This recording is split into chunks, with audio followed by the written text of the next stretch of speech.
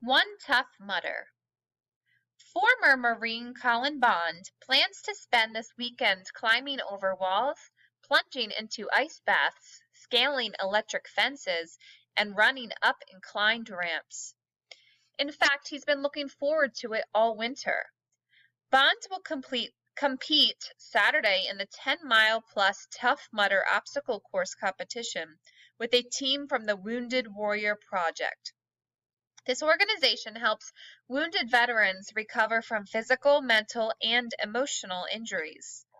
Bond, age 30, was diagnosed with post-traumatic stress disorder after serving in the Marines from 2000 to 2004. During that time, he did 2 tours across several countries, including Iraq. His job at a nuclear power plant triggered the disorder. I'd get up at 3 a.m. for work and not want to get out of bed, Bond said. On one of those mornings, Bond was surfing the internet when he found an article about Wounded Warrior.